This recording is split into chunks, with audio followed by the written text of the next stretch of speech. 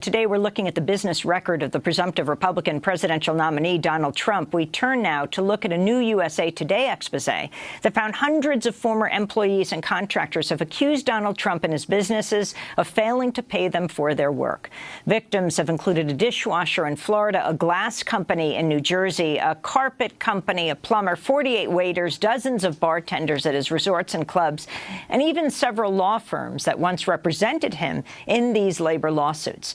Joining us from New Orleans is Steve Riley, an investigative reporter and data specialist for the USA Today network. His new exclusive is headlined, "Hundreds Allege Donald Trump Doesn't Pay His Bills." Steve Riley, welcome to Democracy Now! Explain, what evidence do you have for that? Tell us these individual stories. Right. So just the broader context, USA Today started by gathering the history of litigation involving Donald Trump and his companies, more than 3,500 lawsuits which involved Trump or his companies over the past several decades. And so our most recent article, we looked within that body of litigation at lawsuits involving allegations of non-payment against Donald Trump's companies, and specifically more than 60 lawsuits along with hundreds of other mechanics liens, judgments, other filings which indicate there are allegations Donald Trump hasn't paid contractors, workers, employees for their services.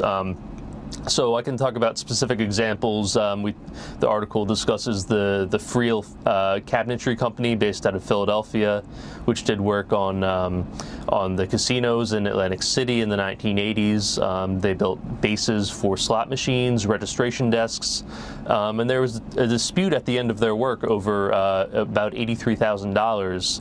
And the allegation is that Donald Trump didn't pay the company for the work, which eventually contributed to the bankruptcy of that company, which employed about 20 workers in the 1980s. He felt that I had done a very good job when the project was done, and I believe that to this day he's very happy with the architectural work of that project. He wrote a lovely letter of recommendation at my request, highlighting the fine points of the design and my own personal talents as an architect.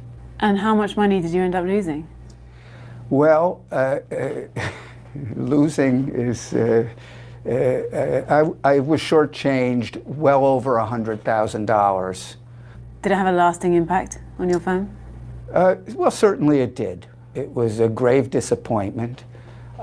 We were paid at the end a small sum, roughly 15 cents on the dollar relative to what we had rightfully billed in accordance with multiple agreements. Had I known that Trump was going to take over the job, I would have never done the job. He says the Taj job nearly cost him his company, which was contracted to provide glass, mirrors, and doors. He promised if we did a good job, we would get paid. He says Trump owed him over $1 million, and he wasn't alone. Rosenberg says Trump didn't honor the contracts of over 100 contractors who helped complete the Taj Mahal. The man didn't pay us because he didn't have the money, bottom line. I had a telephone call from Mr. Trump's personal attorney. I said, we want to get paid. He says, well, how can I stop this meeting? I said, it's relatively simple. Give me a check. After several rounds of negotiations, Rosenberg says he and the other contractors settled with Trump for less than what they were owed, with devastating results. Some went bankrupt, some lost their businesses. Several of the attorneys who represented Donald Trump's efforts to overturn the 2020 election were never paid for their work. What?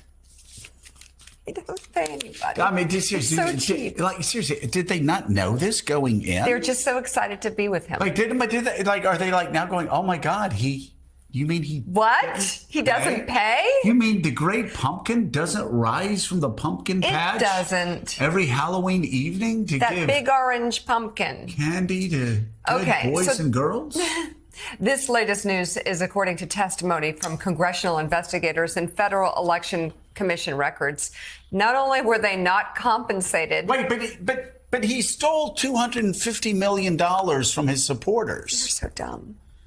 And he lied to his supporters that this was to stop the steal. He raised $250 million and he did not pay them? Not only were they not compensated, I feel like we can make fun of this a little bit. You know, I don't like it when Donald Trump has taken advantage of people. Well, it's like the Jim and Tammy Faye Baker thing I always said about my grandma. Yeah. There are innocents in this. These are not one of them. These lawyers. No. Anyhow, not only were they not compensated, their lawsuits and false claims helped the Trump campaign and allies raise $250 million.